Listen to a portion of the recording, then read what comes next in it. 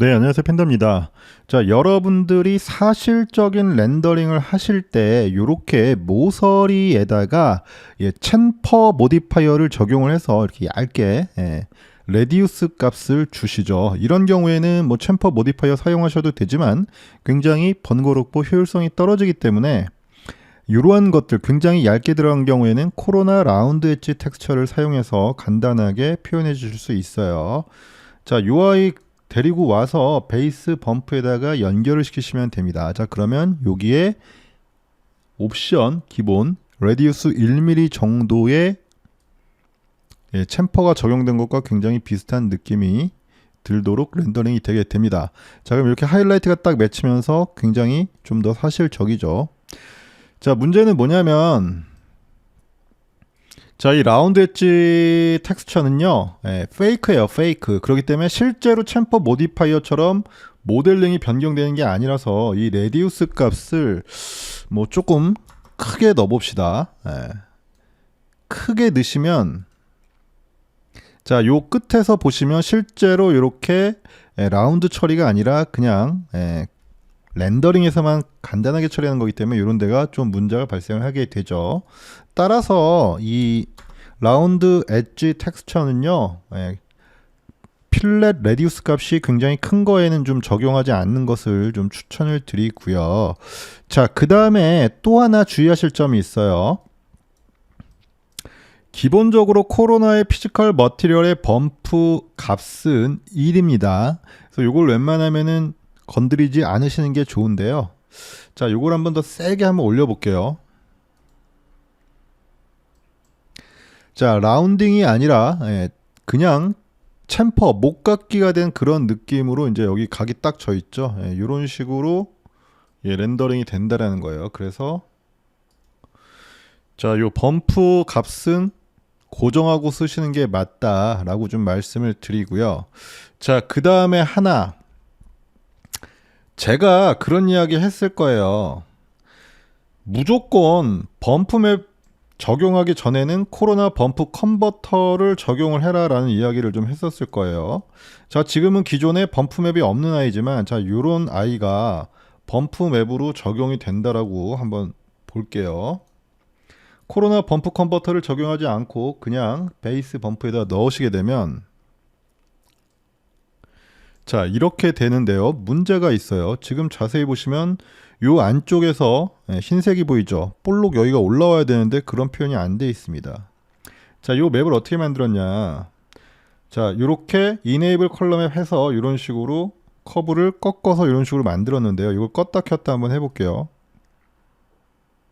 여기에서 이미지 변화는 있지만 렌더링 되는 곳에서는 그대로예요. 범프의 모양이 바뀌지가 않고 있죠. 자, 이런 문제들 때문에 코로나 범프 컨버터에다 연결을 시키시게 되면은 이제서야 제대로 된 모양이 표현이 되게 됩니다. 그러니까 자, 습관적으로 코로나 컨버터에다가 무조건 넣으라고 그랬는데 자, 이 아이 코로나 라운드 엣지를 코로나 범프 컨버터에다 연결하면 어떤 문제가 발생을 하느냐. 자, 뭔가 이상하죠? 표현이 이때는 더 제대로 되지가 않는 문제가 있습니다. 그냥 연결을 해볼게요. 베이스 범프에. 자, 제대로 됐죠. 자, 코로나 라운드 엣지는 예외적으로 코로나 범프 컨버터에다가 연결해서 쓰시면은 오히려 문제가 발생을 합니다. 자, 그럼 이렇게 했어. 근데 나는 또 이 기존의 이 범프 맵도 표현을 하고 싶어. 자, 그런 경우에는 어떻게 표현을 하느냐. 자, 여기 보시면은 에디셔널 범프가 있어요. 여기다가 이렇게 연결해 주시면 돼요. 자, 근데 그냥 연결했더니 지금 이렇게 안쪽에서 볼록 튀어나오는 이러한 느낌들이 표현이 안 되고 있죠. 자, 그럼 어떻게 해야 될까요? 네, 코로나 범프 컨버터를 여기에다가 연결해 주시면 됩니다. 그러면 이렇게 모양이 바뀌었죠. 자, 그리고 이 코로나 범프 컨버터를 여기에다 꼭 쓰셔야 되는 이유는 뭐냐면 이 범프의 정도를 더 세게 약하게 미세하게 조정을 하고 싶을 경우가 있을 거예요. 근데 아까 제가 말씀을 드렸죠. 코로나의 범프의 기본값 디폴트 2를 변경하게 되면은 요 라운드 엣지에 문제가 생긴다고 말씀을 드렸어요. 그래서 요거는 그대로 유지를 하면서 지금 요 이상한 단추 모양의 범프를 세게 약하게 조정하시려면은 여기 코로나 범프 컨버터에서 조정을 해주셔야 된다는 거예요. 여기서 0 하면은 안 나오죠. 0.1하면 굉장히 미세하게 표현이 되고요. 1하면은 기본값. 나는 좀 더 세게 하고 싶어. 10. 그러면 더 세게 표현이 되게 되고요. 그래서 자, 요런 식으로 표현하시면 되고요. 또 하나 챔퍼 모디파이어 모델링 성애자들이 이거 어차피 페이크라 요런데 잘 안 보여 막 이렇게 얘기하시는 점들이 있는데 극단적 클로즈업 샷이라든지 레디우스 값이 엄청나게 크지 않으면 오히려 코로나 라운드 엣지가 좋고 모델링으로 표현하기 더 어려운 것들이 있어요. 지금은 동일하게 라운드 엣지가 쭉 가지만 우리가 물건을 사용하다 보면은 어디는 조금 더 많이 달아서 라운드가 생기고 덜 생기고 이런 불규칙한 것들이 있어요. 이런 표현들은 모델링을 하려면 정말 죽어나지만 여기 레디우스에다가 맵을 적용하게 되면 굉장히 간단하게 표현이 가능합니다. 저는 덴트 맵을 한번 적용해 보도록 할 거예요. 자, 이거는 뭐냐면 흰색과 블랙으로 표현이 되어져 있고 내가 지금 코로나 라운드 엣지에서 5mm라고 설정이 되어져 있는 아이는 흰색이면은 5mm가 다 표현이 되고 블랙이면 0으로 표현이 되게 됩니다. 이거 일단 여기다 넣어보도록 할게요. 자, 보이시나요? 여기는 크고 여기는 작고 이런 식으로 표현이 된다는 이야기죠. 사이즈를 한번 1000으로 줄여보도록 할게요. 자, 이런 식으로 불규칙하게 표현이 가능하다라는 것이 강점이죠. 이터레이션을 한 4 정도로 올려서 조금 더 복잡한 모양 이렇게 만들어 보실 수도 있다는 것이고요. 자, 이렇게 해서 코로나 라운드 엣지의 기본 기능 그리고 주의할 점에 대해서 말씀을 드렸고요.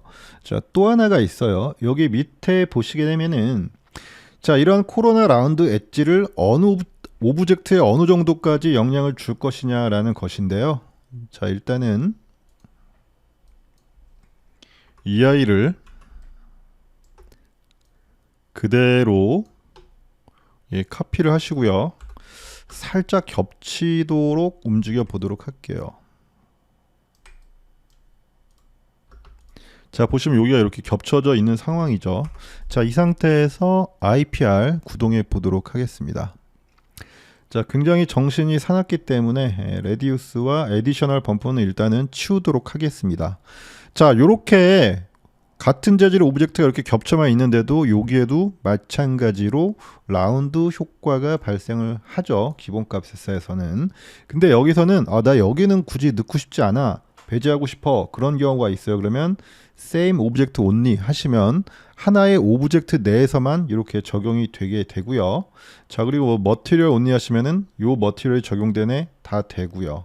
뭐 리스트 적용하실 수도 있고요. 나는 배제하지 않을 거야 라고 하시면 이렇게 이런 것들도 굉장히 좀 쓸데가 있어요. 굉장히 중요하기 때문에 잘 알아두시면 좋을 것 같습니다. 자, 그래서 코로나 라운드 엣지 텍스처의 이펙트 인클루드 익스클루드 옵션을 어디다 사용을 하느냐, 요거는 제가 과거에 실무 작업했던 이미지고요. 자, 여기는 그냥 전혀 라운드 엣지가 적용이 안 되어져 있고요.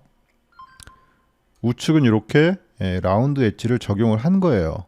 자, 그런데 문제가 하나 있습니다.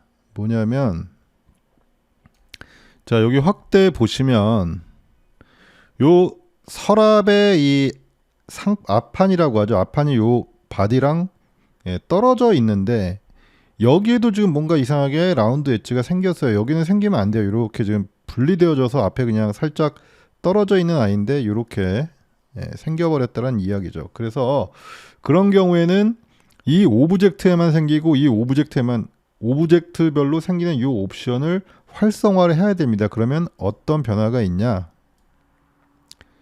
자, 그러면 오브젝트 안에서만 이렇게 라운드가 되고 오브젝트와 오브젝트가 붙는 이렇게 근접한 곳에서는 적용이 안 되게 되죠.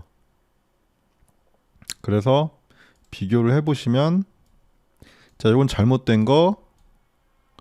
자, 요거는 same object only 옵션을 활성화시켜서 올바르게 렌더링 되어진 그러한 모습을 좀 보실 수가 있습니다. 네, 그래서 모델링 무조건 챔퍼를 적용해야겠다라는 강박보다는 이렇게 텍스처 사용하시게 되면은 효율적으로 작업하실 수 있다는 거 말씀을 드리도록 하겠습니다.